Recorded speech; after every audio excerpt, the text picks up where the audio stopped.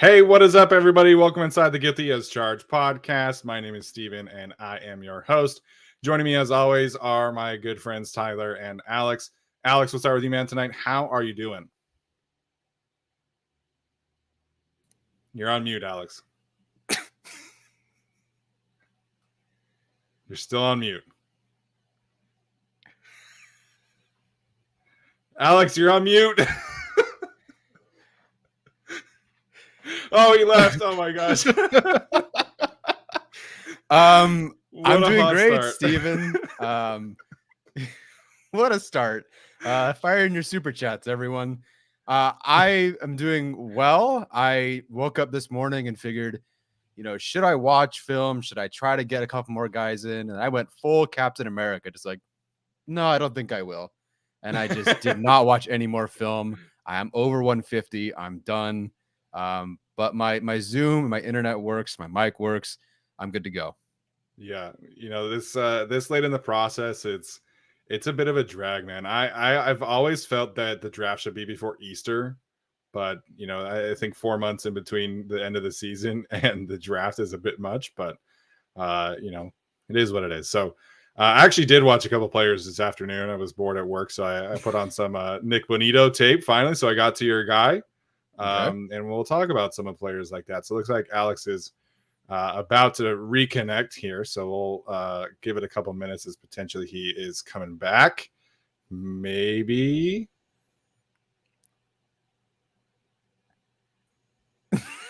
Here we go. Alex, how you doing, man? Is it better? I don't know. I can hear you. There you go. I can hear you and see you. All right. Okay. No, I'm doing good. Doing good. Cool. Very good. So, got a fun show planned for you guys today. Of course, we are a week out from the NFL draft, which is very exciting. There's a whole lot of possibilities. Apparently, there's some recent talk of Ike Ekwonu going number 1 overall to the Jacksonville Jaguars. So, this draft is just going to be super crazy. Can't wait to see how everything unfolds. So, today, we are going to talk about our big boards. So every year, of course, we grade players. We talk about positional rankings. And today, we will see how it all comes together. So in a few minutes here, Tyler is going to share a Google slide of each of our rankings. We're going to go, 50 to all the way to number 1 and talk about each player. So it's going to be fun. Hopefully, you guys enjoy it.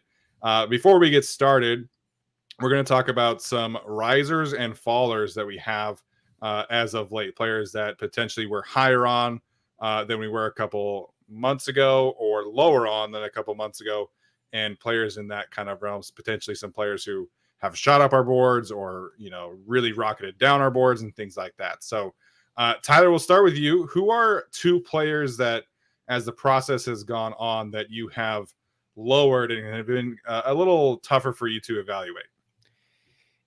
I mean, other than the top offensive tackles after the big 3, which I feel like is the easy answer, I would say some guys that have lowered are Lewis Seen just a little bit, and that's kind of a response also to some Dax Hill going up. But I know you really like him a lot more, so I'll let you talk about him. Nothing particularly bad for any specific reason. There's nothing like new tape. There's no bad testing. There's no particular reason. I just found other ways to like someone like a Dax Hill, Jaquan Brisker a little bit more. So he's fallen for me out of, or he's still in my top 50, but he's fallen a bit. I mean, I guess I do want to talk about Boye Mafe, a guy that is outside of my top 50. I know it's a top 50 episode, but he just didn't make it. He's one of the first guys that I watched that was one of those perceived athletic freaks, athletic tester guys, and it shows. Sure, he's fast as hell. And to his credit, I think he's really good at working the wrists and hands of other offensive tackles. I think that's really his calling card as a pass rusher. But then I started to get to other guys who are as athletic, maybe not as athletic, but very athletic, who are just a little bit more developed. And I just started pushing him down and down and down. And listen, you have some guys that are maybe not so great against the run, but of our edge rushers on the composite rankings, he's second worst in run stop rate and second worst in run stops. So when your pass rush toolbox isn't that developed, and it's not as developed maybe as some guys ahead of you as is, and you're also by far the worst run defender, I do worry about your floor. So yeah, he has an awesome ceiling, and he's definitely a guy that you'll put on your all ceiling team. But how much higher is that ceiling than some of the other guys who tested pretty well or about as well and are further along as complete defenders? So Mafe is outside of my top 50, and I kept kind of pushing him down.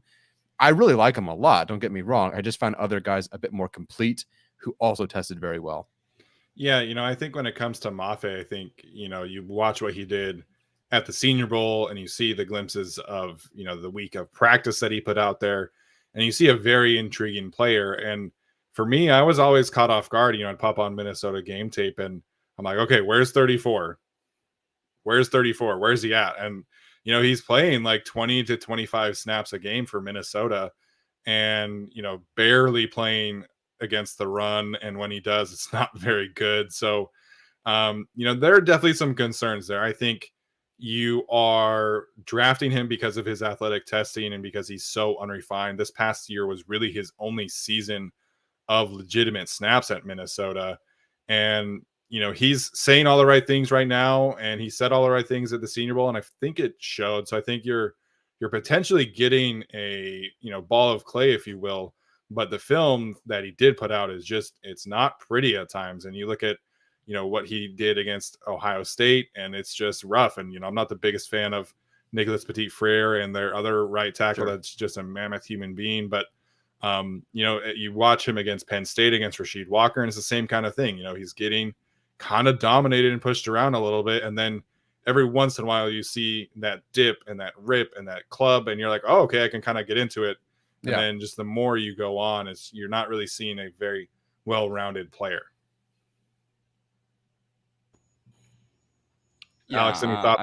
Mafe was the guy that I originally had in the top 10 as well. I haven't really pushed him down, but he wasn't going to make my top 50 anyway. Had it about 6 edges, I think. So, no, he wasn't a guy that I think was going to make it in regardless. In terms of risers and fallers that I had, Treylon Burks was a guy for me who fell, not really because of what he did or because of how he tested, but just because I was like, well, I put Chris Olave at 8 originally, which was very unfair to him, and I apologize to Chris Olave because now I have him at number 4, and then I also moved up Sky Moore a little bit, so I kind of rejiggered around the receiver rankings, so that did kind of push Burks down, and it sounds harsh, but he's wide receiver 8 for me now. But that's not because he's doing anything wrong. It's just because I think this receiver class is really deep, and I do favor more of those like versatile speed guys. But that's just kind of that one. The other one, I will say, when did we do the offensive tackles episode exactly? I think it was a little bit before the combine. That was like our second episode. I think receivers was first. Receivers was first, then tackles was our second. But yeah, one of the products of that and the fact that it happened before the combine was Daniel Fillet, because he was coming off that Senior Bowl and then goes in and has a stinker combine. So for me, he was a guy that I think prior to the Senior Bowl just would have made like around the top 50 or would have been in there. but I just couldn't put him in the top 50 after kind of everything that happened. You know, the tape's not great either, except for in flashes. So combine that with the poor physical testing, combine that with, you know, the other factors just around him in general, including the Senior Bowl. And I did end up moving him down to where he would have been probably in February.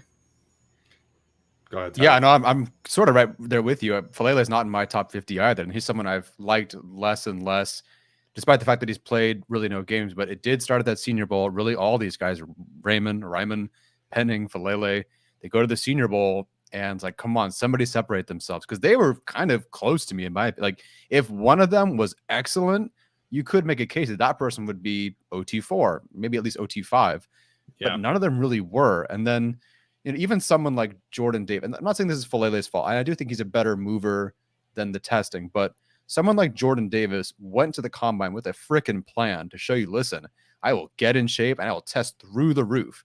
And he did. And that's why he's going to go top 15 potentially. Falele, I know it's not his game, but he tested really bad. And that's concerning because someone like Jordan Davis, who you have, you know, questions about his weight, his health, or whatever, his conditioning, showed out. And he showed you that he's pretty committed. I'm not saying Falele is not committed, but Davis took it a step further, and Falele just didn't check that extra box. So with the Senior Bowl, with the film and the questions as is, with the combine not being great, and I think he's not also one of the guys not working with Duke Manyweather, it's just a bit concerning. Yeah, you know, there are obviously offensive line trainers that are different than Duke out there. So, you know, that's not a huge concern, obviously. But, you know, the thing with Daniel Falele is that a lot of the drills that, jeez, a lot of the drills that happen at the Senior Bowl, especially for offensive linemen, really either accentuate your strengths or they magnify your weaknesses. And so when you're watching tape on Daniel Falele, you see that he's getting beat inside quite often and that he's doing his damnedest to overcompensate for that weakness. And then it goes to the Senior Bowl and everything is just put on display, man. And, you know, there were some light edge rushers that really gave him some problems when it came to speed to power rushes, which is really not what you like to see from a guy that size. You know, I think you go back and watch and you kind of see that, you know, he's somebody that really struggles with high pad level. And of course, you know, he's 6'8" and he's so big, he's 380 pounds. But I think he carries his weight well. I'm not necessarily knocking him for his weight. I would like to see him get down to like 370 more so for the pad level aspect of things. But, you know, Falele is definitely somebody that I ended up having him like a 4th round grade on him after the Senior Bowl and going back and revisiting him. So yeah, that was a struggle for me as well. Yeah, I get it. I have a 3rd on him now. Yeah. So I think one of my fallers, I think probably the biggest faller was Jelani Woods. And, you know, this tight end class really gave me some fits, man. I had to go back and watch after we did the rankings. And, you know, after we did the rankings, everybody's talking about Jeremy Ruckert as tight end 1 or tight end 2 or 3 or Greg Dulcich as tight end 1. And I actually really like Dulcich. So Dulcich has moved up to my tight end 1 spot. But Jelani Woods, like the more you watch him, you just don't see that athleticism translate onto the field. And so, again, I think he's kind of a victim of being, frankly, too tall. And also, like, we see a too tall freak of Donald Parham move the way he does. And you kind of want to see that same kind of twitchiness out of Jelani Woods, and you just don't. So I think he certainly could bring a lot of value to a team, and he's a fantastic blocker. But I moved him from tight end 3 down to like tight end 7 or 8, and he barely made my top 100. So I think he is the biggest faller that I've had. Who's another one? I mean, I've generally the Trevor Penning thing has been kind of all over the place as well, but I think we've talked about him ad nauseum at this point. Kenneth Walker is another one that I think I'm kind of lower on. I still have him in my top 50. I still have him as a top 3 running back, but I think his lack of vision and his tendency to bounce really is concerning to me, because I think you watch a player with fantastic speed and he has that home run threat ability, but he's almost like that quarterback that will bail out of a clean pocket at times, where he Mm-hmm. just would much prefer to get outside and go, east and west instead of north and south. So I'm not necessarily like out on him, but I Mm-hmm. think the gap between Breece Hall and Kenneth Walker became significantly bigger for me throughout the process. Yeah, no, I could definitely understand that. Kenneth Walker, same as you, my RB3, although I sort of have a 1A, 1B right now, which I'm cheating. But yeah, Kenneth Walker, I do understand there's something missing, but I do think he might be the best home run hitter of the class still, but you got to get there first. As far as, oh God, what's his name? What's the tight end's name? Jelani Woods. Jelani Woods. Yeah, I felt the exact same way first grading him. I think he's fallen a bit for me now. Frankly, any of my tight ends from like 3 to 10 could be better than the other. Almost feel that way about wide receiver. But the tight ends, it's like whoever goes to the right situation, whoever has the best mentality and stuff we don't know about, intangibles, they'll be the best. Jelani Woods, what round would you take Donald Parham in 2020? And he's a less twitchy version, although he can run faster. Like, what round would you take Donald Parham in the draft? I don't know how early I would take somebody like that. At least not Probably over as like a dart throw, like round 5, round 6. Right. And that's kind of, I think I have a 3rd on him slipping to 4th but it's mostly athletic testing. That's because he's huge and he can block. And there are things to like about him, but I completely understand why he's fallen for you for sure. Yeah, I mean, I think we talked about this in the tight ends episode, but one of my experiences just watching Jelani Woods is like, oh, here comes the guy with the 10 RAS. Here we go. And then you start watching him and it's like, not really, right? I think that's kind of one of the things that contributed to just watching his tape, and he's a little stiffer than advertised. But like Tyler said, I do still like him. I think he's obviously one of the better blocking tight ends in this class. Not that that's saying a lot because a lot of these guys are really bad at blocking. But some of them are really good, man. Oh, sure. But no, I think that a lot of them just really struggle. And Jelani Woods, because he's good and because he has the best all-around game, I think I still have him as T3 or 4. I don't remember exactly from when we did the episode, but I still good, but I don't think he's like one of the better TE1s of any previous class that I'll like really remember. Yeah. No, this tight end class really lacks a true star, and I think even last year with Pat Freiermuth, like I think I would take Pat Freiermuth over all of these tight ends, and I think Dulcich for me has kind of separated himself. Lousy blocker, like you're saying, but I think in terms of receiving versatility, he gives you a lot of different options and ways to access the field, and so I think Dulcich really is kind of the most versatile pass catcher. He's not penciled into like a big slot kind of role like a Charlie Kohler is. He can do a lot of different things. So, Dulcich for that reason has kind of become that guy. I just barely have him in the top 50 though. So it's not like I'm crazy high on him. Yeah, no, I totally get that. Dulcich was out of my top 5 when we did it. He's now my 2nd tight end 2 behind McBride, which I think is pretty fair. Yeah. It's when you grade the guys, you grade them on certain things. You have to grade them on blocking, obviously. And again, that's not his thing. Yeah. That's not his thing. But at the next level, what are they going to be asked to do? So I hope so. I hope at the next level, he's asked to be more of that receiving threat. Yeah. And I was just going to say, we also saw Steven Anderson become a fantastic blocker after not really being that. So yeah, true. As long as they have, I think Dulcich is a very willing blocker. Like he will go do it. It's just not very good. So, I mean, obviously I'll go do it. I mean, like, listen, if he can come to the Chargers, and I don't think he'll be there, when the Chargers can afford to take him, right? But you get him with a guy like Kevin Koger, who's a really good tight ends coach and can kind of, pull that blocking mentality and turn into good technique. I think you can have something there. Yeah, absolutely.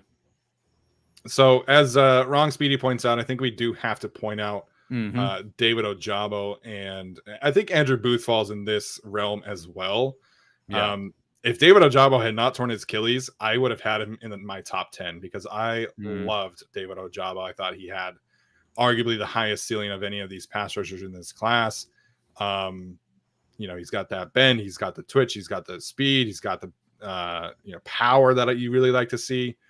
I think the run stuffing ability was kind of overblown because he just didn't really know how to do it. Like, to me, it was just kind of technique and understanding where things were going. I tried to lower him out of my top 30 because that was kind of our cutoff. I really did, but I like him too much. So, you know, he fell from the top 10, probably would have been in the 5 to 8 range. And because that's where I have Kayvon Thibodeau. Right. But he ended up being 29 for me. So he fell only because of injury, but I still really like him. I think if you're a team if you could be a team in like the back 20s, right? I'd be okay taking a shot on him still because you have that 5th year option if you're like good enough to be able to take that on, of course.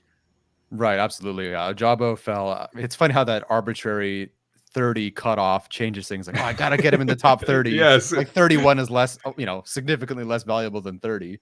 But yeah, Ojabo is at 32 for me for that exact reason. Would have been a top 15 at worst guy for me, probably top 12, maybe top 10.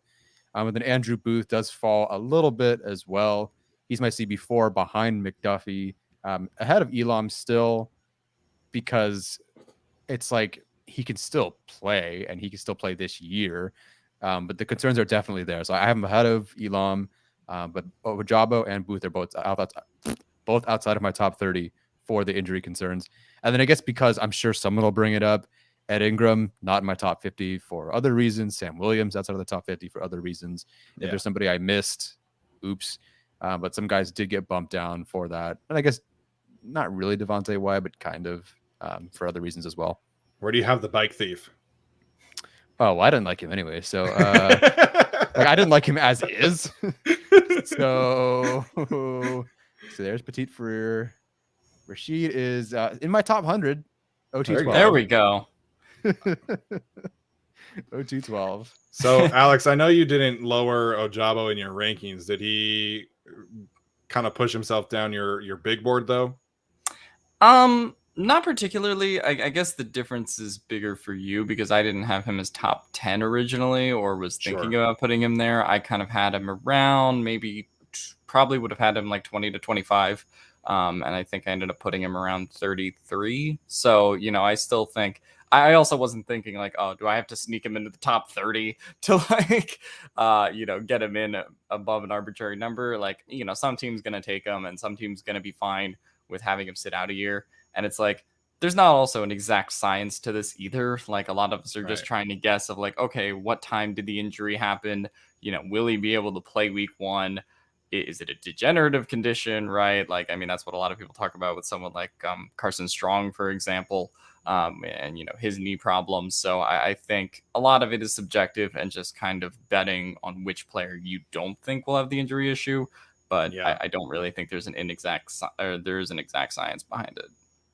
Yeah, as Kapil points out, like I totally understand the worry about him being less explosive going forward. And I think Achilles really is kind of hit or miss. I mean, we saw Cam Akers come back in 5 months, I think it was, and for the most part, he looked pretty good. I think he kind of wore down a little bit because he was out of shape, probably. But the good news for Ojabo, silver lining here is that he's going to have essentially 18 months to recover.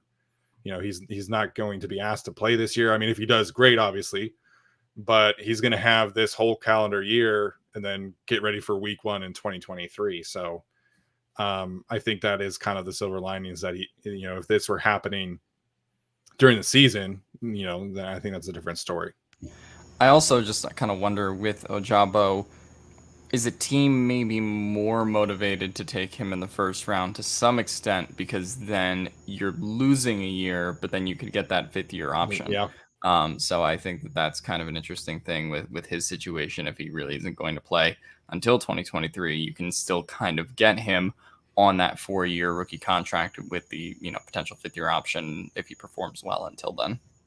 No, I think that is absolutely right. Like I think a lot of people have kind of penciled in quarterback for the Lions at 32. We'll kind of see how that works itself out, obviously. But, if you do have 2 second-round picks, why would you not take a chance on him? Or if you're, the Texans who maybe trade out of 13 and get down to, 20, let's say to the Steelers, why would you not take Ojabo just because of the upside at that point? Oh, Ojabo to Detroit at 32 is a really good call because they pick at 34 next, too. So they got to get him at 32, get that 5th year option.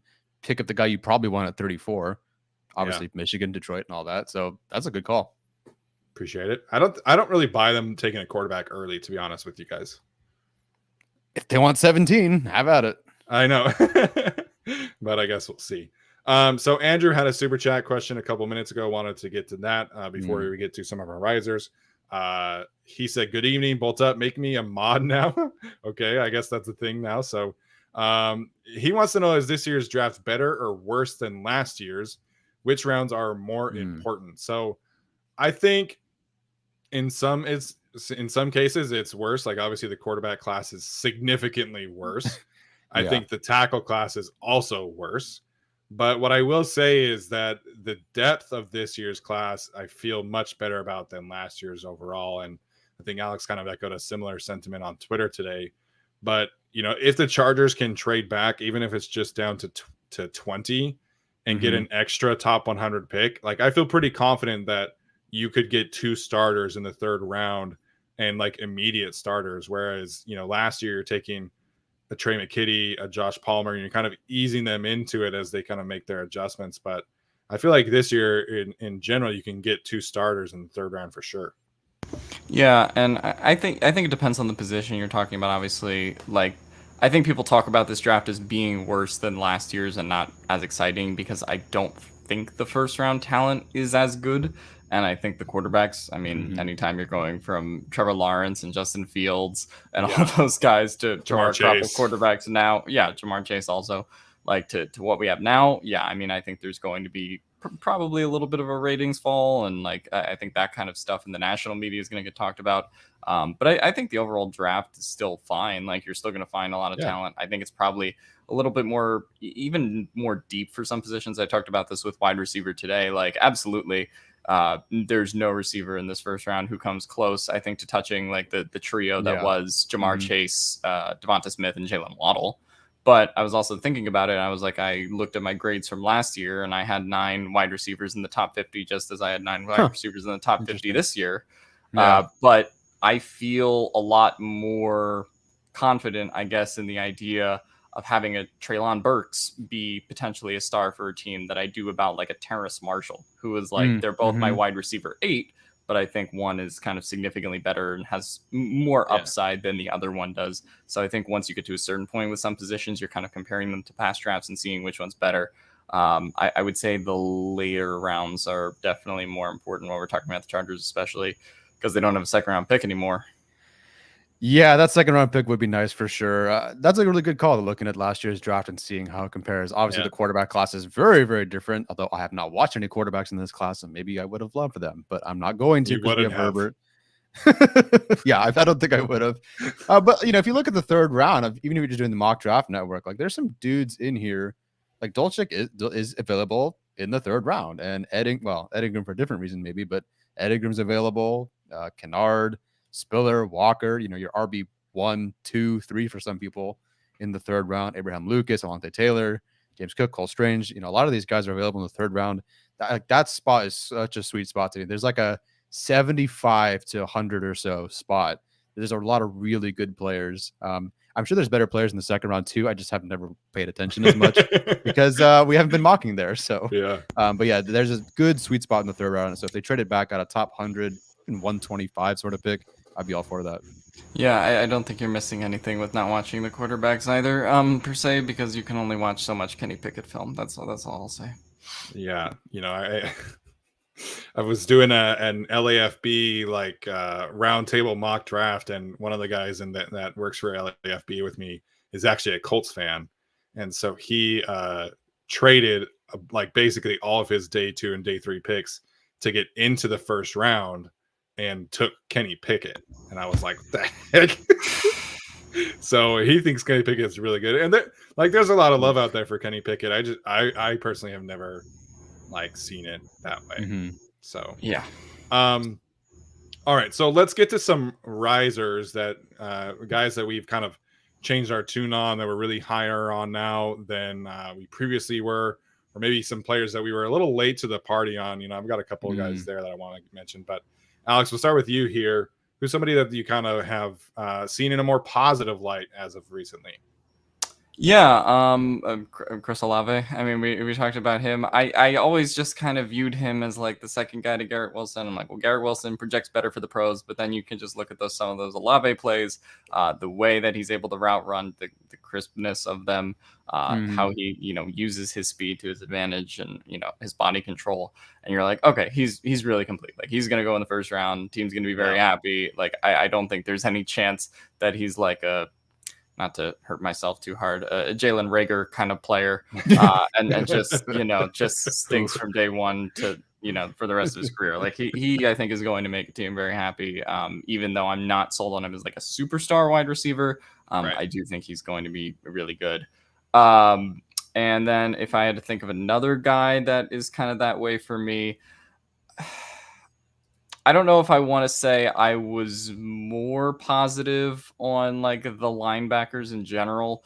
But I think I sort of started with like, okay, well, Devin Lloyd's like obviously linebacker one, but I guess I was a little bit more positive on the linebackers after him, just looking into Quay Walker and Nakobe Dean. I didn't really have high hopes for them before I started watching tape, but then you start watching a lot more Georgia and you're like, okay, well, now I like these guys a little bit more better. And you see, why they have the first round grades that they do in terms of the consensus and what they can do on the field. So I'll just say in general, even someone who I'm very unimpressed with, like his pass coverage and Leo Chenal, I'm like, he made my top 50. He was number 50, but he made it. So I feel like the linebacker class in general, behind Devin Lloyd is the clear number one, did receive a bit more of a positive impression for me upon rewatching and going back. So was Quay Walker your LB2? Yeah, he was. Okay, I wasn't sure if he stayed there or not. So Arcega-Whiteside's changing to tight end? Is that a thing? I have no idea. I've never heard of that, but also JJ Arcega-Whiteside sucks. Like he can't do anything right. He can't even play wide receiver, let alone tight end. And I've heard some people on mock draft shows like, are we really giving the Eagles another receiver? It's like, well, yeah, there are other receivers besides Devontae Smith suck. Hey, Greg Ward's still my guy, but no, all the other ones have some serious question marks. Yeah, the Chris Olave thing. Getting back to that is pretty interesting because like when in 2020 with Justin Fields, like the man was a deep bomb king, and he almost had 1,000-yard season, and he only played like 7 games, and everybody was like, okay, like you want to see him be more well-rounded, like you don't want to see him just be like the check a deep guy.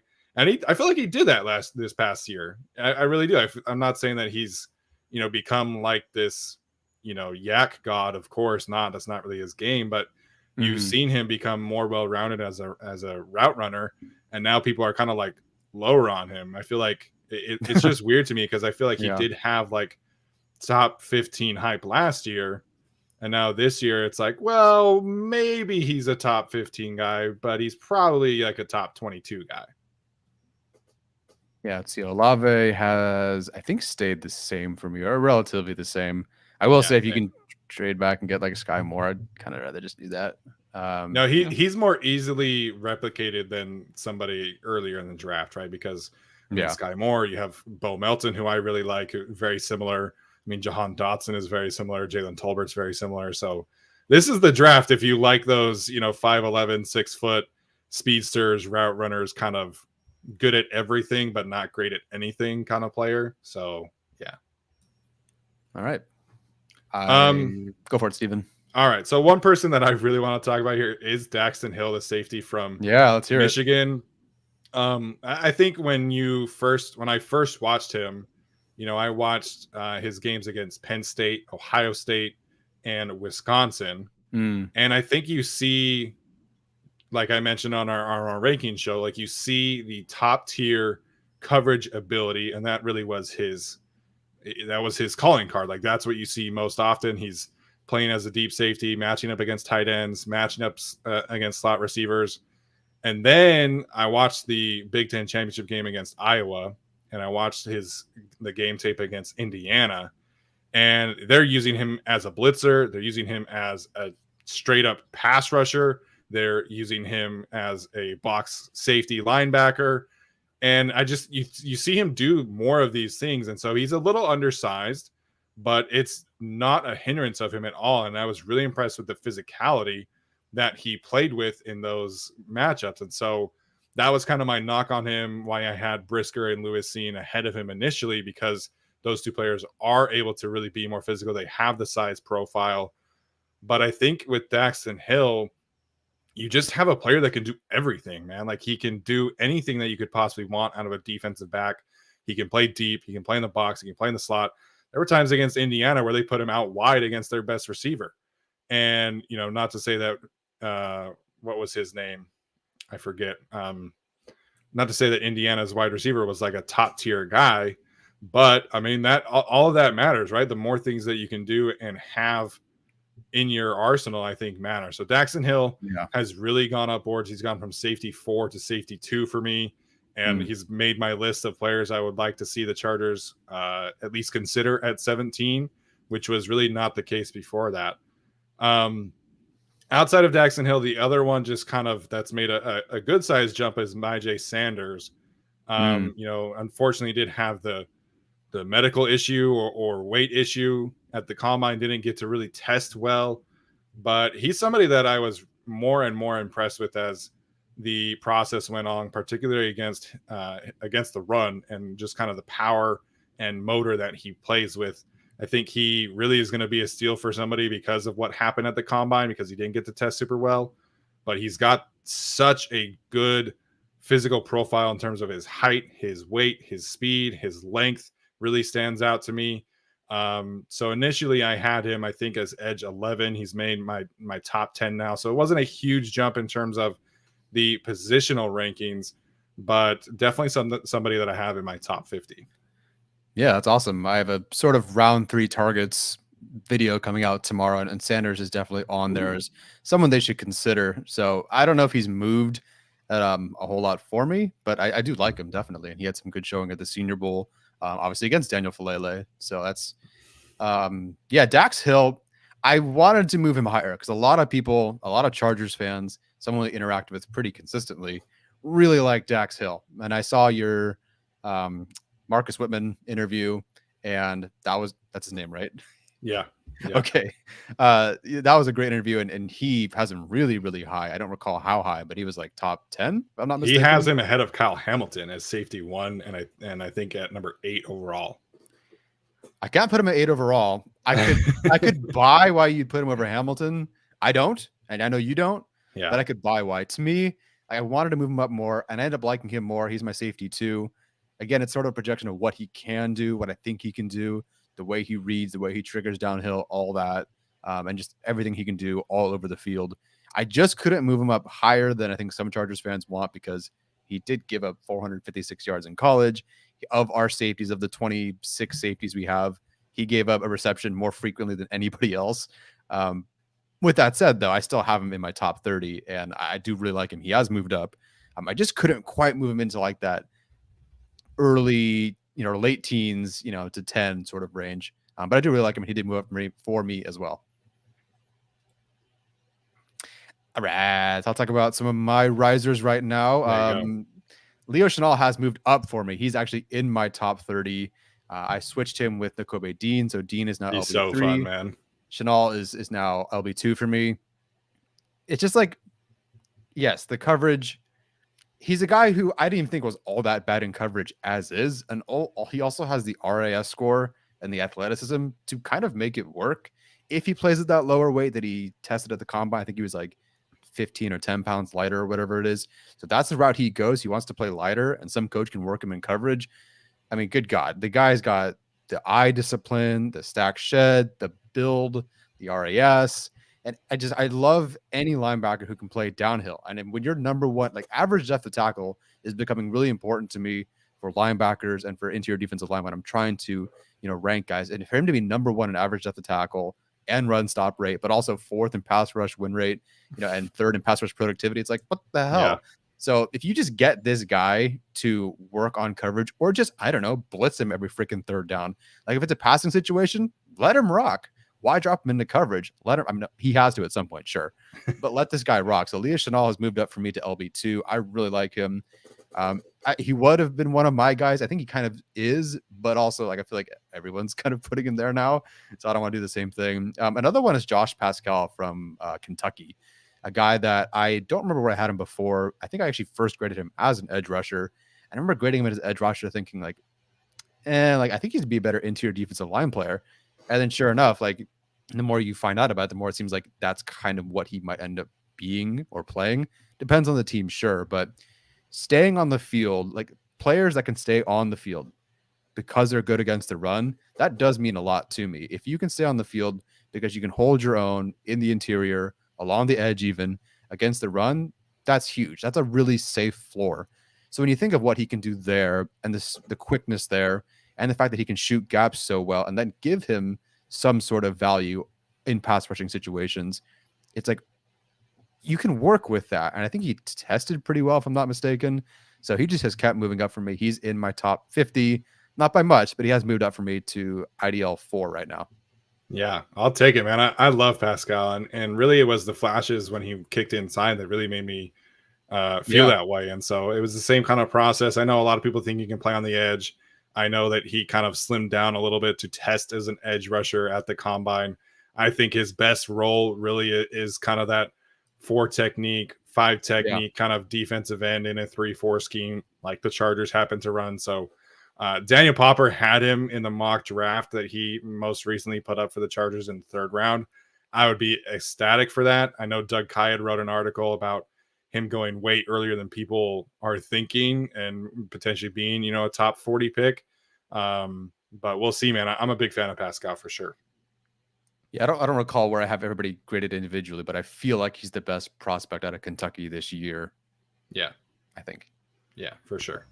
For sure. All right, let's transition here and we'll get to our top 50 boards officially.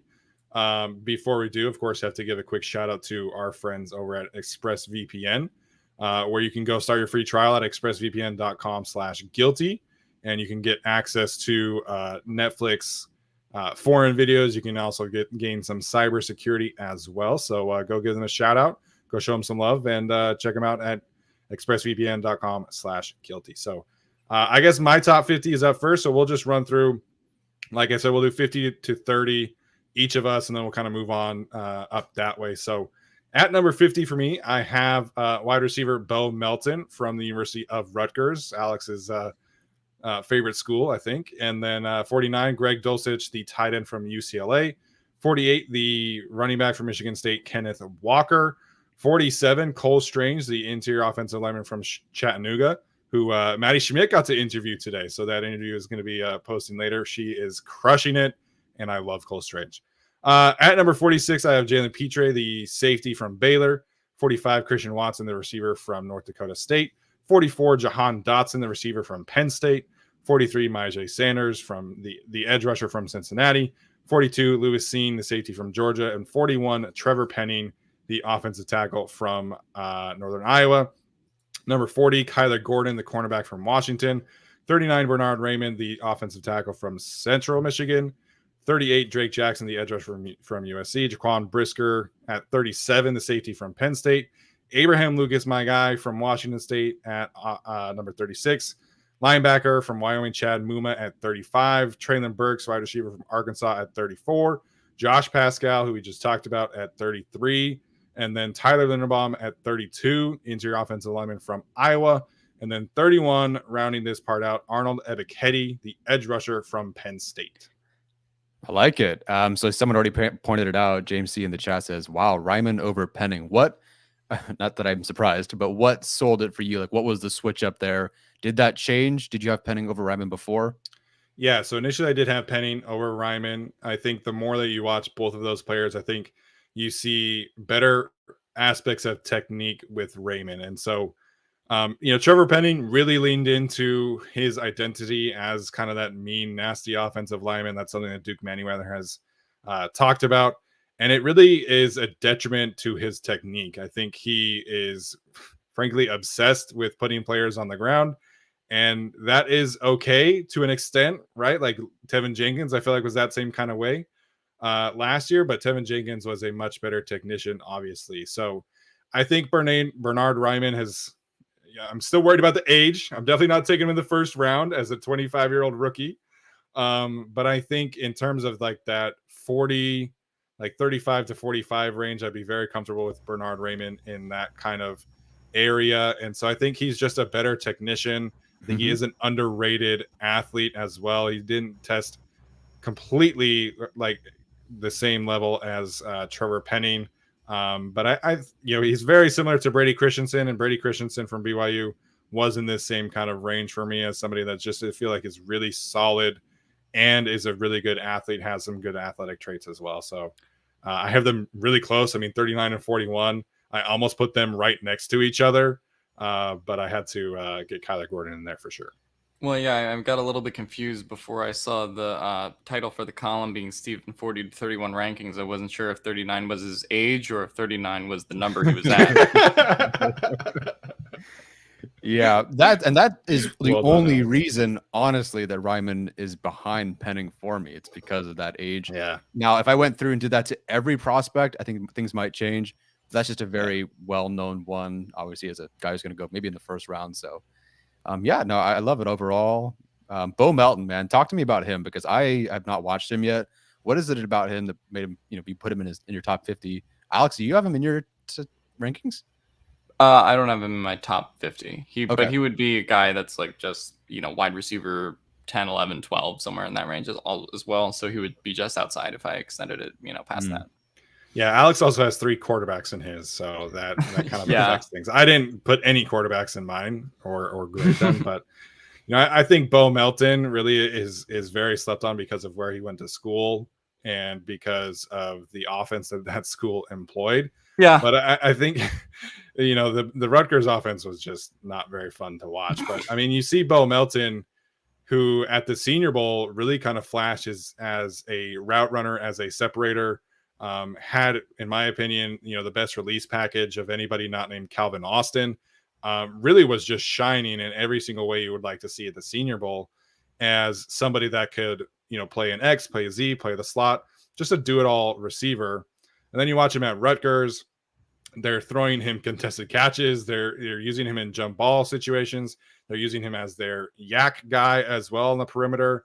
And so I think you just see a very well-rounded player, and you're not necessarily expecting this high-end athlete. And then he went and ran, I think it was like a 4.37, right in the same range as Chris Olave and Garrett Wilson. So he is a very underrated athlete. And frankly, I think he is essentially discount Chris Olave. I think there's a lot of parallels there. I think Melton's a little bit bigger, has a thicker frame, but he's not the same kind of ball tracker that Olave is. That really is kind of the difference there. Olave to me is an elite ball tracker, which is kind of something that has separated him. But I really like Bo Melton, man. I think he has some drop issues to clean up, and I think he has some deep route running issues to clean up, like I mentioned, the ball tracking. But if you can work on those things, I think he has the athletic traits to really be a high upside play, very similar to Josh Palmer overall, except Palmer's not the athlete that Bo Melton is. Right.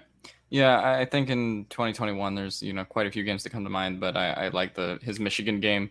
It's some really fun tape to watch if you want to get a little bit of an introduction into Bo Melton. I think that he's a little bit discounted in this draft, obviously Rutgers, but he doesn't really have like the elite speed or someone like Jamison Williams has, for example, right, where he's just going to blow right past you, and you're gonna give up 50 yards as a result, right? Like that's not really what Bo Melton is. He's not even per se Chris Olave in that regard. Like Steven said, he's a little bit of a poor man's Chris Olave, but what he does in terms of separation and how effectively he's able to just like get past cornerbacks, even though he's not going to blow by you. I think that he's just able to kind of like get downfield easily and able to put himself in stride past a defender, and his separation just shows on film all the time. That also at the Senior Bowl. So I think he's going to be a guy that a lot of people like, and if the Chargers are going for a receiver in this draft that isn't in round 1, he's definitely a target that I'd like to have sometime in round 3 if he's there. Yeah, that's a great point because I think that's worth discussing. I know everyone's kind of, I would say 85% of fans don't watch film or they don't really know outside of the first round. And that's fine. Not everybody has time to do that. So if you're like, okay, we got to get Olave, If Williams isn't there, that's fine. We can get Olave, but it's worth having these discussions. And I love hearing about Bill Melton. Is he the same player as Olave? No, but if you can get, let's say you go Zion Johnson at 17, and then you go Bill Melton later on, that might be a way you can still work it without having to not reach for Olave, but not feel like you have to take him either. Yeah, I think it's always an important conversation, right? Is who can you get that we can replicate later on? And I think obviously the Chargers have not been highly connected to Kaiir Elam, but I think Martin Emerson and Kaiir Elam are very similar players. With Elam being obviously the better prospect and more well-rounded prospect, but Martin Emerson's going to cost a 3rd-round pick, and Elam's going to cost a 1st-round pick. So, there are similar conversations like that all across the board. I think it's also just from a team building standpoint too, right? Because if the Chargers, let's say, do draft a Jameson Williams like we did in our last mock draft, you could say a little bit of goodbye to Josh Palmer's production. Not that it's like going to go away, but it prevents him a little bit from having that true breakout season just because of how much is going to be how many targets are going to be invested in those top 3 receivers versus if you draft a Bo Melton, you can still kind of have him, get his time in terms of, getting into an NFL system and have potential breakout campaign for him while also allowing Josh Palmer in that example to be, kind of your wide receiver 3 and then see, how they both, fare versus Josh Palmer. Obviously, if they draft Jameson Williams is a very clear wide receiver 4 at that point. Yeah, definitely. All right, let's get to the next section here. Alrighty, my 50 to 41 at 50. I have a Ty, Sumi, Rashad White. Come on, Tyler. You called Rashad White your guy. Just if you want to put him there, put him there. I wanted to put them in the top in my rankings on the sheet. Brees Hall's RB2, but I wanted to put both of them in here. I like them a lot. 49, Abraham Lucas. 48, Josh Pascal. 47, Jalen Petre. 46, Cole Strange. 45, Martin Emerson. Higher on him, obviously. 44, Lewis Seen. 43, Bernard Ryman. 42, Drake Jackson. 41, Chad Muma. 40, Kyle Gordon. 39, Jaquan Brisker. 38, Marquise Hayes. 37, Travis Jones. 36, Nick Benito. 35, Nico Dean. 34, Kaiir Elam. 33, Andrew Booth, injury. 32, David Ojabo, injury. 31, Trevor Penning. Couldn't put him in the top 30. Like I said, there's that arbitrary line. It's just that arbitrary line I couldn't cross. It means nothing. Couldn't do it. Yeah, that was the opposite for me, of course, having kept Booth and Ojabo in my top 30. So talk to us about Nick Bonita, man. Obviously, we were both a little late there, but you wanted to draft him in our mock draft, and he wasn't there. So you're obviously a big fan of him. Why is that? Yeah, to me, there's a cluster of guys, kind of like the Mafe group, and I don't like Boye Mafe as much. There's a cluster of really solid edge rushers, so like Benito, Jackson, Mafe, Sanders. Not quite as developed as Karlaftis or Ebiketie by any means.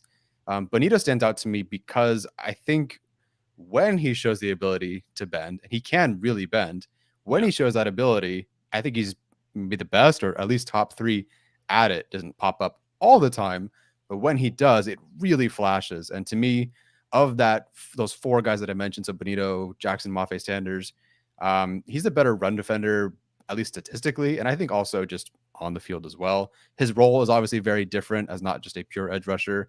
The other 3 guys though that I mentioned, they all have the one of the 4 worst run stop rates out of the 23 edge rushers, and Benito is 8th. So there's a bit of like a bump there. I can put him in. And then he's also just he's built into a very diverse role for Oklahoma, where he plays edge, sure, and there's Ben there, of course, but he's also moved to inside linebacker on 3rd down, or he plays quarterback spy, and you pair that with his RAS score, and so he's as a quarterback spy, as a guy who blitzes and rushes up the A gap, who covers whatever. It's a really intriguing option for a team, and certainly for the Chargers. I don't think he'll be there in the 3rd round, but I think he's a guy that, and as someone mentioned earlier, they're wary about drafting Oklahoma linebackers, but it's not quite that. He's an edge rusher first who can also do some of these other things because he's so talented. So, he's also a guy that's got 75 or so coverage reps per year, I think, at Oklahoma. And they're legit coverage ones. I've seen him go out and blow up a wide receiver screen before. So, good numbers, good testing, good bend.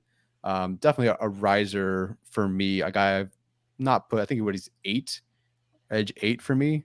Yeah, he's edge 8 for me, ahead of Drake Jackson, just because numbers match up a little better for him against the run because of that bend. A really good player. I really like him.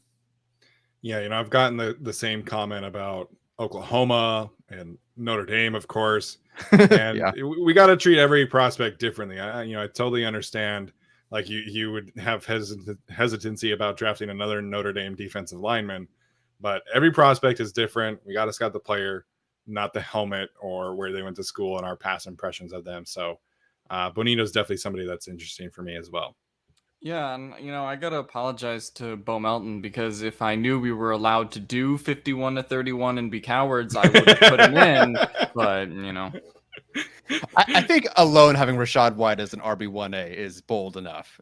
But hey, I made the Google sheet, so I made the Google slides. So my slides, my rules. So did you end up raising Brees Hall after rewatching him, or kind of how did that come to be? Yeah, so White was my RB1, but they had the same grade for me. So to me, it was just kind of like pick one. To me, I think these two guys can both survive in the NFL because of their sort of separate traits. Brees Hall is the best like bullshit runner where it's just like this all sucks in front of me, but I'm going to make it work somehow. I think Brees Hall being able to do that means if he goes to a good line, I think he's going to be fantastic. And then Rashad White, I think will just always have a role in the NFL because he's a good receiver. The numbers back it up. The tape backs it up.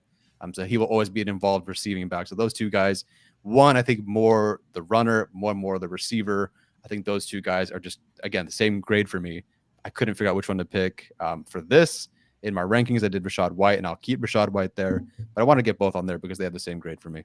Yeah, you mentioned that elusiveness at the line of scrimmage, right? Like I think that's something that we see in Rashad White. It's something that we see in Dameon Pierce and Brees Hall. And that's one of the reasons why I like Keontae Ingram so much. I mean, he's not in my top 10, but he's right outside of there. And that's why I've, continually chosen him in a mock draft situation. So let me before we get to Alex's here, we all have a running back that we are very passionate about. Rashad White for Tyler, Dameon Pierce for me, Jerome Ford for Alex. Yeah. So the question here, I want to measure really how much do we like those players. So Chargers, 3rd round running back. Yes or no? No. Yes. You would take Jerome Ford in the 3rd. Fuck that. Dude, I know. Okay, Tyler. Look. But this is honestly not about Jerome Ford. This is like put Brees Hall or Rashad White, any of whoever our guys are in these situations. Guys, I don't know how to tell you this, but Larry Roundtree and Joshua suck. Like, they're really bad. That I understand. I can't do it anymore. And yeah. So for me, like, I don't think running back in the 3rd round is a crazy thing. And I think the Chargers, if we're talking about like their 1st, 3rd, and 4th round pick, I think running back not is guaranteed to be one of those picks, but I think running back is more likely than people think just because of the problems that they have back there. I mean, I'm just saying, like, every time I do a mock draft and I get to the 3rd round, like, one of these running backs is always like the 2nd or 3rd player available.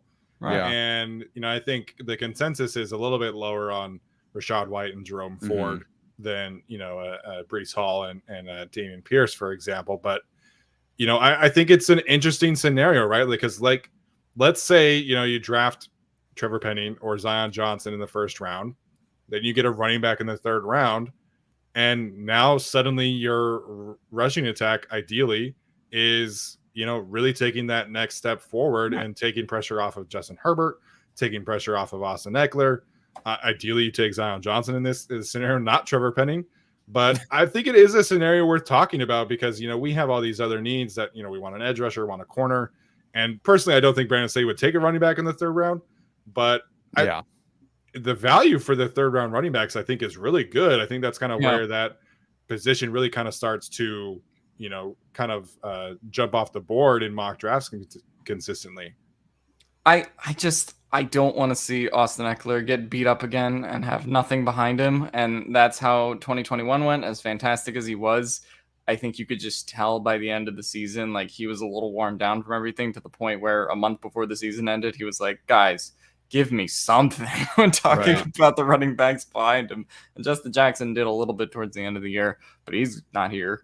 And his number is taken. Yeah, and his number is taken by Michael Davis now. Weird number choices. But I just think that at this point, I don't think running back in the 3rd or 4th is crazy just because they have that need. And I think you want the freshest Austin Eckler that you can possibly have by November and December. And I do think drafting a playable running back is the way to do that. No. We're not taking a running back in round 3. If we do that, and I'm sitting next to Arjun and they take a running back in the 3rd round, I will have to drive him home. He will not be able to make it on. Like, this poor man will die. It's not as much like okay, if there's a good running back there, and I'm talking like one of my favorites, maybe, but like. No, like I find somebody later. I get the analytics thing too, but also we've been doing the. It's almost like I don't trust Telesco to do it later because he's been doing it later the last 2 times. He's fucked it up. So, I do get the analytics view behind it, and we talk about it in free agency. We talk about it, just with what the Chargers RB2 spot has been. It's not something that I would do, but I just wouldn't write it off completely. I guess to me, like, build the I guess we already know this, but build the offensive line, find the running backs much later. Like, even like Deshaun Corbin, however you say his name, like, that's a guy I think you could just put in more of a gap scheme guy in college. Florida State running back. Yeah, so the guy that Kyle Hamilton picked off twice, that was targeting Deshaun Corbin down the sideline. So that's a guy you can involve in the receiving game in some way, who is a pretty good yards after contact guy. I think, like, but that guy you can get in the 6th round or 5th round or whatever it is. 3rd round, man. Like, if I swear to God, if they take a running back in the 3rd round, I'd rather retroactively go back and get Trevor Penning in the 1st. Okay, maybe not that, but maybe not that drastic. But I think generally speaking, we're all on the same page that ideally you come away from the first 3 picks with an offensive line starter, a situational pass rusher, and probably a corner. I think those are the 3 like unquestioned needs. But yeah. All right, let's get to Alex's 50 through 30. Okay. I can do it, but you can also click through yourself. Just saying. Oh, we can click through it ourselves. Oh, I was waiting for you to do it. Okay. No, you're good. I got you. All right. From 50 to 41, I have number 50 Leo Chenal. I have 49 Lewis Seen. Number 48 Jahan Dotson. Number 47 Drake Jackson. Number 46 Brandon Smith. Number 45 Tyler Smith. Number 44 Jaquan Brisker. 43 Perion Winfrey. 42, Treylon Burks. Number 41, Desmond Ritter.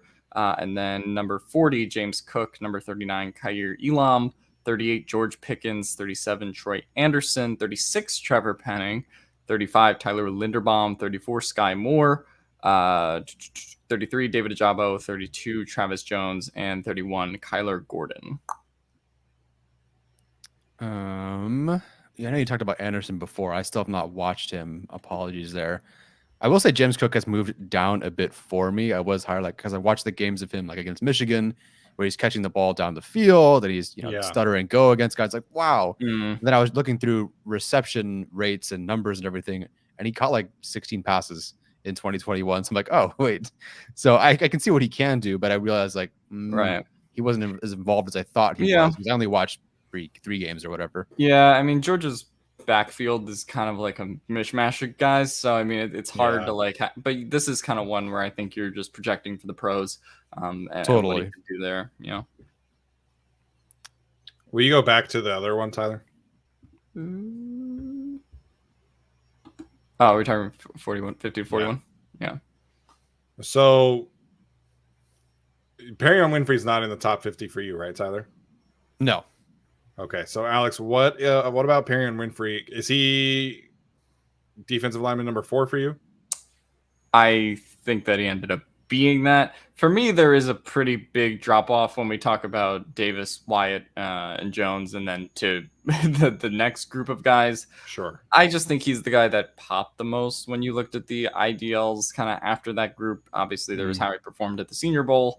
And I think you just kind of see that stature and sort of what he can be. Obviously not the most complete guy in college, which is why he's, far down from where Travis Jones and those guys are on this list. But I felt the need to include him just because of how I think teams are kind of going to value him in this draft in particular. I think you definitely see the juice and stuff like that. And Oklahoma's defensive line is a little weird because they are so hyper aggressive when it comes to like stunts and slants, and so it's not necessarily like a traditional defensive line what they're going to do in the NFL. So I think a lot of Perrion Winfrey is going to be a little experimental. I think he probably has the steepest learning curve, but the juice, man, is just there. I mean, a defensive tackle winning Senior Bowl MVP is just kind of crazy. Yeah. Oh, I didn't know. That's pretty cool. All right, Steven, you ready? Sure. All right, so number 30, I mentioned them. I have Andrew Booth and David Ojabo. Could not move them past that top 30 bar. 28, I have Breece Hall, the running back from Iowa State. 27, George Pickens, the receiver from Georgia. 26, Nakobe Dean, the linebacker from Georgia. Jordan Davis, the defensive lineman from Georgia. Leo Chenal, Trayvon Walker, the edge rusher from Georgia. And then Devontae Wyatt, the defensive lineman from Georgia. And Chris Olave, the receiver from Ohio State. So this became my Georgia page, as you can clearly see. I thought you were gonna say Chris Olave, receiver from Georgia. So do you want to go through your 20 to 11 as well? Yeah, 20 to 11. I have Trent McDuffie, the cornerback from Washington. 19, Travis Jones, the defensive tackle from Connecticut. Kenyon Green, the interior offensive lineman from Texas A&M. Kyer Elam, the corner from Florida. George Karlaftis at 16, edge rusher from Purdue. Then there's Daxton Hill at 15. Jameson Williams, the receiver from Alabama, at 14. Jermaine Johnson, the edge rusher from Florida State, at 13. And Kyle Hamilton, safety from Notre Dame, at 12. And Garrett Wilson, the receiver from Ohio State, at number 11. Wow. Okay. Look at Travis Jones go. Jones was your ideal one. He was my defensive tackle one. Yep. Okay. And Karlaftis hasn't moved other than the fact that Ojabo was hurt. Yeah. No, I didn't change his grade at all. I did go back and watch him, and I still really like him. And watching him get the Aiden Hutchinson treatment was it was interesting to see, particularly against Iowa. But I didn't see enough to move him up or down, which is good. I still really like the player. Don't think he's a fit for the Chargers specifically, but I do really like him. I think the Karlaftis takes have been a little crazy for me lately. Like, I've seen mock drafts of him falling out of the first round, and I think that's just no. He should still be a first round player for sure. Resident Garrett Wilson, number one truther here. How many wide receivers do you have ahead of him in your top 10? Is it just Drake London? Just Drake London. Yep. Okay. Yeah, I just remember from when we did that episode. But yeah. Alrighty. Still really like Garrett Wilson. People talking about Trayvon Walker. His grade is about 15 spots lower, actually. So I moved him up strictly because of potential and his athletic traits. So listen, like, when you're talking about Trayvon Walker, I've said this before. I feel like with a perceived top 10 player, which Trayvon Walker is, I think you need those elite athletic traits. And then you also need elite tape, and you also need elite production. And that's just not the case with Trayvon Walker. I think you see elite tape as a run defender, but if you go on Pro Football Focus and you filter out all the defensive linemen, interior defensive tackles, edge rushers that are in this draft class, and you go to pass rush win rate, Trayvon Walker is behind Neil Farrell, Fedarian Mathis, and LeBrian Ray, 3 nose tackles. So I get the Trayvon Walker athleticism. I don't get the hype. Like, I need to see more production out of a guy. So to me, like, he's more of a project. And so having him at 23 to me seems fair based off of what I see in terms of the lack of pass rush production and tape. Is he off your top 50, Alex? Yeah, I don't have him in the top 50. Dang, I thought Steven was the one who did like him. Yeah, I was about to say. I'm not the one who hates him. Yeah, yell at Alex. I don't hate him. I mean, he was just like, when we're talking about him, he's like down a little bit. I mean, going back over here, like, what is he, edge 5 or 6 for you, Steven? Edge 6, yeah. Well, yeah. Edge 5 because of Ojabo. Oh, okay. Yeah. So, I mean, I think when we did that episode, I had him as like edge 7 or 8, and so I only have 6 edges in my top 50. So it was just like, I didn't really have a place for him. I know he's going to go higher because obviously there's the Jacksonville buzz, and even if he doesn't go to Jacksonville, he's probably going to wind up as a top 10 pick just because of all the smoke around that. But I, like Steven said, I think he's more of a project at this point. And so for me, yeah, you can bet on those traits, and it's subjective as to whose traits you want to bet on, like we were just talking about with my 50 through 30 rankings. But yeah, he's just the guy where it's like, I think also the Georgia thing kind of works against him, where it's like 100%. if your pass rush win rate and all those statistics are like a little lower than some of the nose tackles, and you were playing with all this elite talent who were supposedly supposed to free things up for you, it's like, yeah, that to me doesn't really work out analytically too well for him. Yeah, I don't understand.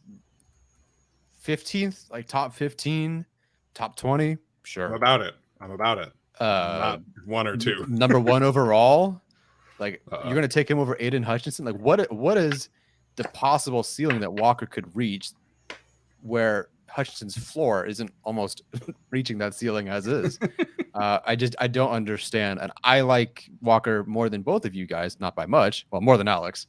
But I don't understand like this top 10, top 5, top 1. It doesn't, I can't believe he's a betting favorite to go number 1. That doesn't make any sense to me. But not that he can't be a good player. It's just, why would you go for that over, you know, I'm not taking Samuel Cosme over Rashawn Slater. You know, like maybe Cosme has a higher ceiling. Maybe. No way am I taking over Rashawn Slater last year just because of some perceived ceiling. Yeah, right. So I think like everybody is trying to compare, you know, Trent Baalke potentially taking Trayvon Walker to him taking Aldon Smith over Cam Jordan.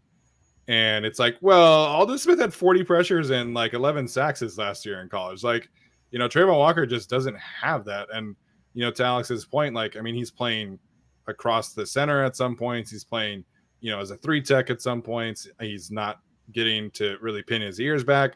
But when he does, man, it's just not pretty. Like, it's not like, you know, Tyler and I watched the Michigan offensive line around the same time, and we both graded the Michigan offensive lineman like terribly, like super low. Yeah. And in the Google sheet, Tyler wrote, "Man, we always hate Michigan offensive linemen," and they like completely locked Trayvon Walker up, man. Like as a pass rusher, at least. So I don't know, man. Like I'm about it if he's a top 20 pick, but in the top 5, man, like over Kayvon Thibodeau and Aiden Hutchinson, even Jermaine Johnson, like. I can't get there, man. I can't.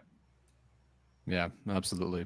All right, I'll jump to my 30 to 21. Yeah, 30 Christian Watson, 29 Arnold Ebiketie, 28 Leo Chenal, 27 Dax Hill, 26 Sky Moore, 25 George Pickens, 24 Devontae Wyatt, 23 Jahan Dotson, 22 Chris Olave, 21 Tyler Linderbaum. That's receiver central right there. Yeah. 20 Kenyon Green, 19 Jordan Davis, 18 Drake London, 17 Trevon Walker, 16 Treylon Burks, 15 Jameson Williams, 14 Garrett Wilson, 13 George Karlaftis, 12 Devin Lloyd, 11 Trent McDuffie. Yes, so there's a reason Treylon Burks is wide receiver 3. I did go back and watch that video that Brett Coleman put out, and it's one thing to talk about. So the rumor, the suggestion is that Treylon Burks showed up to the combine out of shape, and they don't know why. What was the reason for that? I don't know. Maybe he was just really sick for a month. I have no idea. But it's Brett Coleman, who I think is a guy who doesn't go out and just spread rumors and do whatever for hot clicks. And it's also not like if it was during the combine or after the combine happened and you're just trying to ride the wave of the news, why did Treylon Burks not test very well? And you're trying to get clicks that way. Maybe that's kind of fishy, but this is in the middle of a wide receiver rankings video a month and a half later. Like, and he suggested it's a legitimate problem. So I don't want to sit here and say that I know Burks is out of shape or that he's lazy or anything. But to me, like Garrett Wilson was graded higher for me. I just put Treylon Burks ahead of him because of the potential. Jameson Williams graded the same, but I put Burks ahead because of just a little bit more potential. And I do think Burks, hey, could be wide receiver 1, but he's moved out of wide receiver 1 for me. It sounds lame because of that rumor, but it's because of the source of who it came from, or from Brett Coleman, that is. I don't know who told him, but that does really worry me. So Burks is my wide receiver 3 right now. It wouldn't have made a difference. Like it was, you know, Burks, Wilson, Williams. They're right next to each other. So Burks just moved 2 spots down. It's still wide receiver 3, but you have to take everything into consideration when you're doing evaluation. If someone tells you that this person showed up out of shape to the combine significantly, and it's pretty well substantiated that he did, and it's a problem, I got to take that into account. So Burks is wide receiver 3 for me. You know, it could be nothing, but you know, we gather all the information we can, and that's a piece of the puzzle. Yeah, I think that's the thing with Burks is like he's probably somewhere between wide receiver 3, wide receiver 6 or 7 on average. But I think the difference between being wide receiver 3 or wide receiver 6 in this class like isn't a lot, or just in general. Like I think it could be very slim margins that separate Treylon Burks from being I had him around 40 versus having him here. Like that's just the number of receivers and other prospects. I still think he's going to be a really solid player. Yeah. Yeah, I think a lot of people are like looking at his combine time, and the issue for me is the showing up out of shape. But I Yeah. never watched his film and said, "Man, I wish this guy were faster. I wish he were running a 4.4 Right. instead of a 4.5." So I just think he lacks the refinement in other areas, and I think a lot of his tape again, at Arkansas is here's a bubble screen, here's a jump ball, here's a go route, here is a slant. So I think he's very similar to DK Metcalf coming out of college, where there's just not a ton of refinement. And again, if you get him in the right situation, that is going to say, "Hey, DK Metcalf, you can run go balls. We're just going to throw you a shit ton of go balls, and we'll make it work." Then obviously you can get a good receiver. But I mean, a lot of NFL teams really tend to value guys who can run every route in the route tree. Right. And I don't know if Treylon Burks can do that right away. Yeah, no, I agree. So yeah, Wilson was my highest graded anyway, so now he's my wide receiver 1. Williams 2, kind of tie grade, but because the information, Brooks is 3. There we go. So Garrett Wilson, wide receiver 1. 2 people, 2 out of 3. There we go. Recommend it. And Wilson's number 2 for me. So yeah fantastic player, man. He really is. Like, I think, there's a lot of conversations that, I'm not saying any of these players are Jamar Chase by any means, right, or, even like a Kyle Pitts kind of receiving prospect, but they're all really freaking good, man. I think London, Wilson, Williams all have first round grades for me. And I think all 3 deserve to be top 15 picks. Especially with the way that the receiver market has been booming these last couple weeks. Right. All right, let's get to Alex's 30 through 11 here. All right, 30 to 21. I have Nevada's Carson Strong at 30. I have 29 Andrew Booth, 28 Jalen Petre, 27 Brees Hall, 26 Christian Watson, 25 Nakobe Dean, 24 Kenyon Green, 23 Quay Walker, 22 Chris Olave, 21 Jerome Ford, 20 Devontae Wyatt, 19 Jermaine Johnson, 18 Daxton Hill, 17 Trey McDuffie. God. Trent McDuffie, 16 George Karlaftis, 15 Malik Willis, 14 Ike Ekwonu, 13 Derek Stingley, 12 Jordan Davis, 11 Devin Lloyd from Utah. So we have not talked about quarterbacks at all. Mm-hmm. So Alex, I'll let you talk about Carson Strong here because he's your QB1, right? So I went back and forth on it. He is my QB1, but like I do have to weigh the knee thing against him because he does have that condition. That kind of is degenerative. Oh, Alex does not love him some Carsons. Carson Strong will be better than Carson Wentz. I guarantee you in a year. But no, I do like Carson Strong quite a lot, and I think without the knee thing, I would have him as QB1, but I think Malik Willis's potential is kind of undeniable at this point, and I do think he has those like freak physical traits. He's like, not that I want to say he's like a mesh of like Josh Allen and Lamar Jackson, because that sounds like something that's crazy to say, but like that is kind of what you're aiming for him athletically in terms of his arm strength, in terms of what he's able to do on the ground, obviously. So yeah, I did kind of weigh Malik Willis a little bit higher.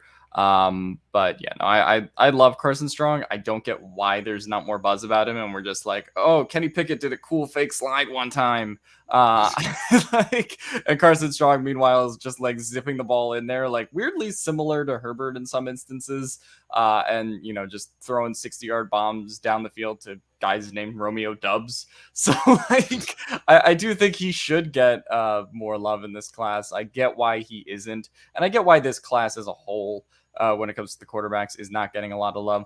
But I almost think it's one of those things where it's become so trashed that it's kind of become like underrated in a way. Because I do think if you are a team that needs a quarterback, I'm not a guy that I'm gonna like love taking in the first round, of course, like Trevor Lawrence, and Justin Fields from last year, or Mac Jones, Zach Wilson, all those guys. But I do think that these guys, I think Carson Strong has QB1 potential. I think Desmond Ridder, if he goes to the right team, hopefully Seattle doesn't get him killed. But I think he's a very cerebral quarterback as well. And so, and obviously Malik Willis is just a freak athlete as a whole. As Thomas points out in the chat, I think people are going to talk about his knee issue and the fact that he's not going to be a mobile quarterback at the NFL, which is sort of where the game is trending in a way. And I think that's another reason he's not higher. But I will say that he's a quarterback that if you get the right offensive line around him, I think he navigates the pocket well enough and knows his strengths and weaknesses to the point where lack of mobility isn't much of a concern for me.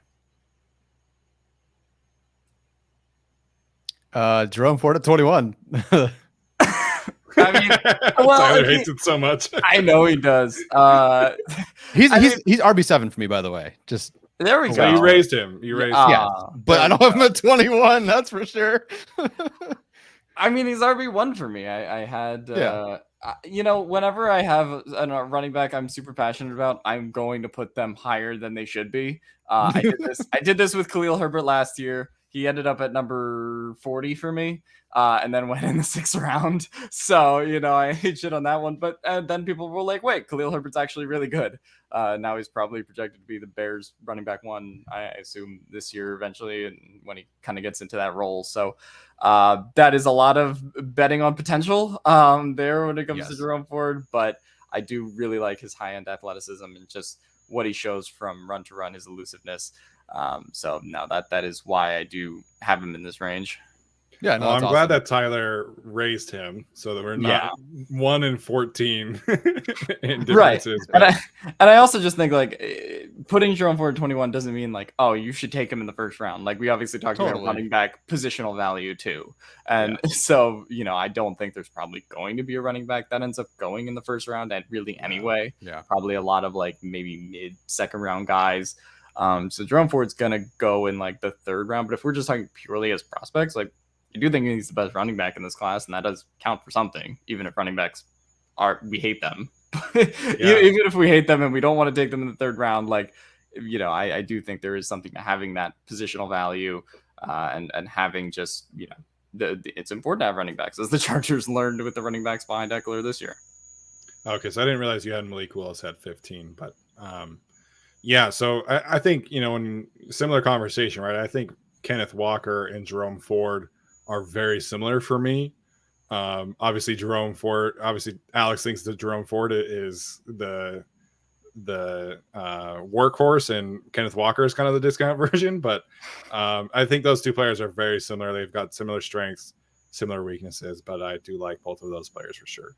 All right, let's get to our top 10s because we're running out of time here. So top 10 for me, I have Devin Lloyd, number 9, Drake London, 8, Charles Cross, 7, Sauce Gardner, 6, Kayvon Thibodeau, 5, Zion Johnson, 4, Evan Neal, 3, Derek Stingley, 2, Ike Ekwonu, and universally number 1 for me is Aiden Hutchinson. See, I'm not a total Utah homer. I could have put Devin Lloyd pretty easily in my top 5, but put him at number 10. I feel like that's pretty reasonable.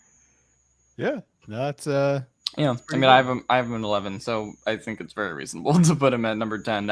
I'm surprised you resisted the temptation to put him top 5 or even number 1. If you put him number 1, I would have let you have it for a day. So, yeah, he's definitely a good player. I think I have 11 first-round grades this year. Devin Lloyd is one of them. He didn't make my top 10 because he's a linebacker, because I pushed him out a little bit. It is what it is. Alrighty. But no, it's a good list. I like seeing Derek Stingley there. Obviously, number 3, not bad. Yeah, my top 10, just like no surprises here. Sorry, just really quickly. There's apparently some buzz recently that the Giants like Derek Stingley a lot. So, I don't want to see that. No, I don't want to see it either. Okay, 10, Kyle Hamilton, 9, Zion Johnson, 8, Jermaine Johnson. Jermaine Johnson's the only one without a first-round grade who made my top 10, but he's an edge rusher, so there it is. 7, Charles Cross, 6, Ahmad Garner. I keep saying Ahmad Gardner instead of Sauce, but whatever. Number 5, his name is Ahmad. Yeah, true, right. 4, Kayvon Thibodeau. 3, Ike Mekwanu. 2, Evan Neal. 1, Aiden Hutchinson. Oops, I put NC State for Evan Neal as his position. He just plays NC State, I guess. Well, I think you put Ike Ekwonu and you didn't put a college. Yeah. So yeah, I think listen, man, it's like the last thing we've done after so much work. Yeah, I mean, you've ranked like 800 players, so I think we'll let this one slip up. 700. Oh, jeez. Sauce mod. I like that. Yeah, so I think most of our 10s are going to be pretty similar, except I had Kyle Hamilton outside of my top 10. Sure. You have Kayvon Thibodeau at 4. I have him at 6. No real surprises here. No. Let's get to Alex's really quickly, see if there is a surprise. I don't think there's too many surprises for me. Most of the same guys we've been talking about. I have 10, Drake London, 9, Kyle Hamilton, 8, Zion Johnson, 7, Jameson Williams, 6, Kayvon Thibodeau, 5, Evan Neal, 4, Garrett Wilson, 3, Charles Cross, 2, Sauce Gardner, and number 1, Aiden Hutchinson. So if you couldn't tell that Alex's favorite position was receiver but before now, then you can by watching this list. See, but I went into the process like, no, I'm not going to put 10 wide receivers in the top 50 again, and then I put 9 again. So, I mean, in the creature of habit, I guess. But no, I really just liked Jameson Williams is a guy that moved up for me over time, as I got used to him and started watching more of his tape. I always had Drake London. I think initially he was wide receiver 2, then became wide receiver 3. But yeah, Garrett Wilson, I think, is a stud. Not that I would put him anywhere near how I thought Jamar Chase was last year. I had Jamar Chase graded as the number 2 overall prospect, I think, behind Trevor Lawrence. I kind of wish in retrospect I had him number 1. But no, I do really love Garrett Wilson. I just think, not that he's going to be Jamar Chase, but definitely the guy with the most potential kind of day 1 ability in this class, in my opinion. Yeah. All right, so that's our top 50. Hopefully you guys enjoyed it. It looks like Kapil is, kind of talking about how this works in draft rooms. I think it's a very similar process. I mean, it's a lot of collaboration. It's a lot of watching tape. It's a lot of, talking. Obviously NFL teams have way more access and time than we do, but I think it's a really fun exercise. So unfortunately running out of time, this went a lot longer than I thought it would initially, but it's all good. So Alex, final thoughts before we head out for the evening. Yeah, I think the idea of the draft room is funny because if me and Tyler were in the draft room and we had the control of the 4th round pick, it would just be me and him fighting over if Jerome Ford is good or not, and if he sucks. So I think that would go very well. So thankfully, we are not in charge of the Chargers draft. We'll just be reacting to it. Also, fuck Toronto. All right, yeah, we got the Sixers potentially pulling off a sweep of the Toronto Raptors tomorrow night, Saturday. All right. Tyler, final thoughts, man. I am very happy to be wrapped up with this. I'm sure my big board will change the second I log off, but for the most part, we're all done. We're almost there. I feel good. This is the most I've definitely invested in the draft study before. So hopefully they draft somebody that I know something about. Certainly at 17 and of course in round 3, round 4, round 5, as long as it's not Jerome Ford. Had to get it in there. I appreciate the commitment there. So yes, I am definitely glad that we are approaching the end of this process. So we have 2 more episodes before we are reaching draft night, and then we're going to have a ton of draft coverage coming your guys' way. Like we've said before, Alex is going to be live streaming. We'll be at the draft recording after the fact at the Blue Wire studio. So lots of exciting time and content to come. Be sure to subscribe on whatever platform you are listening or watching to this show. We really appreciate all of that. And leave us a rating or a review. So appreciate you guys' time tonight. Those of you who stayed for the whole hour and a half stream, really appreciate the support there. So that's going to do it for us today, guys. We will see you on Saturday for a Q&A and then Sunday for our next episode. Talk to you later.